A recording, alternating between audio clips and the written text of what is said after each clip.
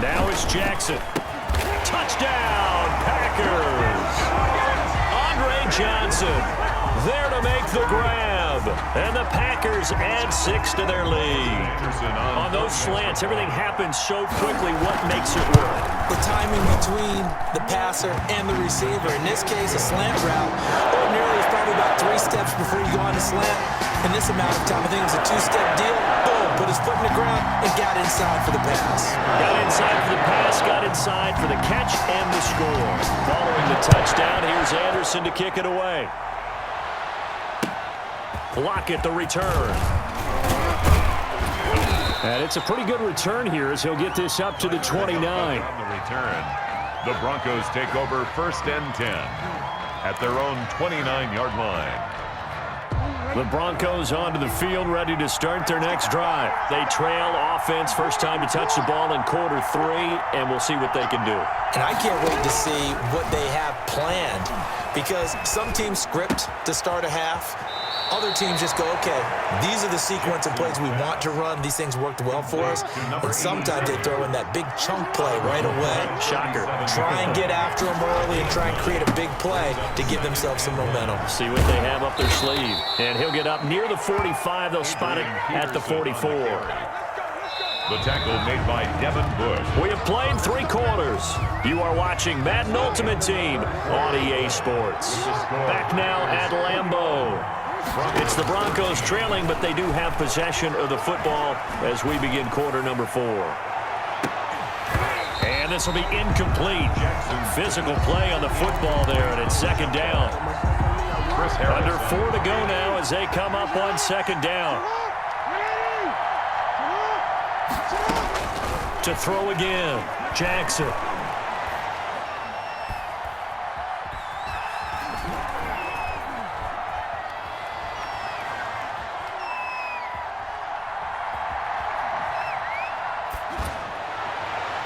And it's knocked away and incomplete.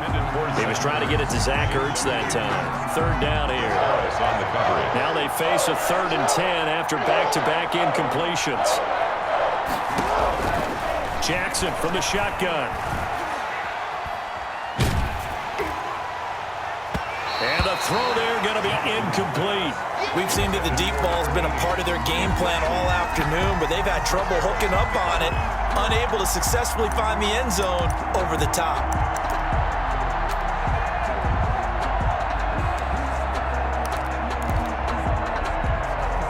One score down. Here we go. They're going to go for it here on 4th down.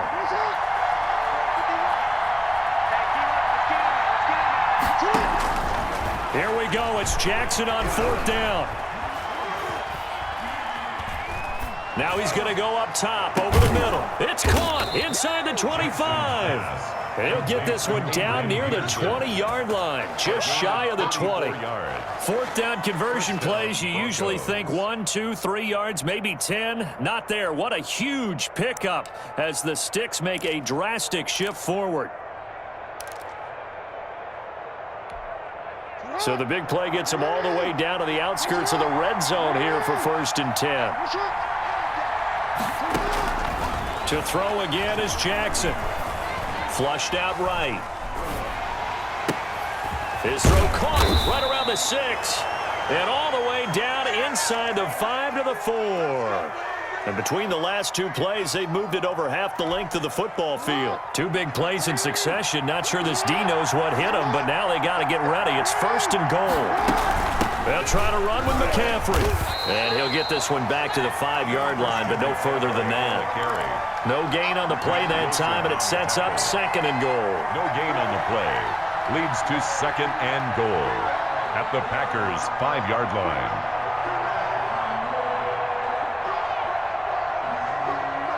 Fourth quarter, down to the final 2 minutes, and we've got a 1-score game.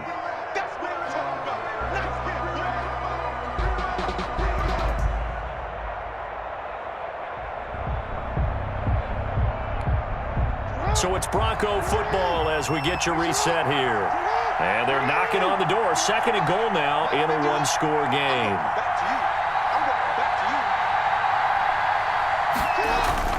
On 2nd and goal. Jackson eluding the pressure right. All in all, no gain on the play, and it'll bring up third. Well, the defensive guys won't be real happy because there won't be a sack on this play because he did get back to the line of scrimmage. But what a job they did overall. Hemmed him in and gave him nowhere to go with the football. Escaping the pressure right. Toward the end zone, but that's going to wind up incomplete. They certainly did a nice job improvising there, extending the play, hoping someone would come open downfield, but they never did.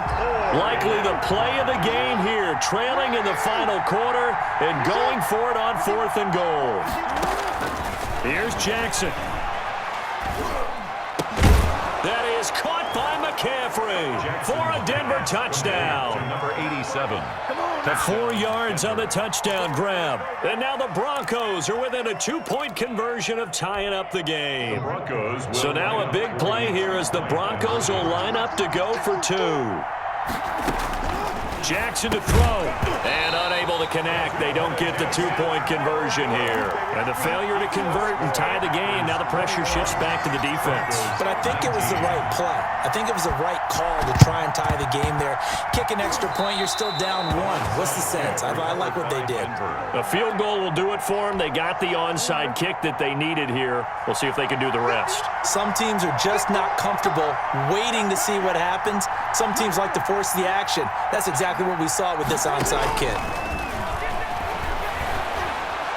Flush to his right. It's caught. Lockett. 7 yards, the pickup there. I don't know that those medium 5-ish yard gains are going to do it right now. Probably should have dropped it, right? Yeah, that way you save more time on the clock. But I know receivers, they think they can catch it and break a tackle and turn it into a big game. And just 1 yard here from the 49 to the 50. Now the Broncos are going to call the first of their timeouts as they get the stoppage with just under 50 seconds remaining in the fourth.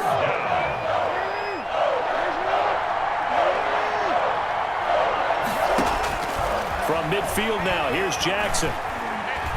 Forced out to his left. And nearly intercepted there. That would have been ball game if he had clinched it and caught it. Instead, it gives him one more chance here on 4th down. 4th down.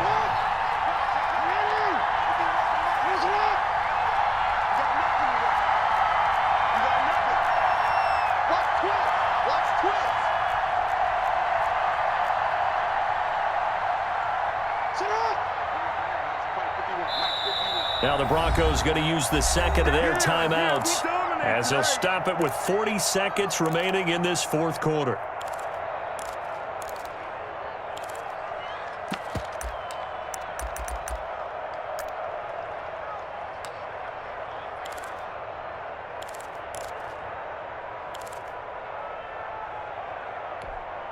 Vic Fangio, an old school coach, but he's going to go for it here on 4th. From the midfield stripe, they'll look to throw. Being chased out left. And it's complete to Kelsey. And he's able to get this one down to the 40-yard line. They keep the game alive, at least for the moment, as it's a first down. Throwing now is Jackson. That's to McCaffrey, complete. And brought down, but not before they're inside the 25. And now they're going to get the timeout. A huge play has them in field goal range with a chance to win. And now with 4 seconds left, we get a timeout call. And right now it all rests on the right foot of Aldrick Rosas. 2 for 2 on the afternoon, and a third would win it. And that's off the right upright. Thought it might sneak in, but it did not. It's no good. And now we'll get a timeout here. They're able to stop it with 1 second to go in this game.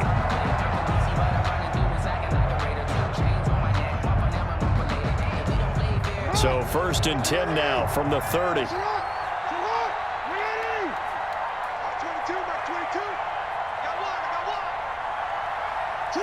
Down to Anigos Jackson, and that should seal it. Today's final score. So it's all over.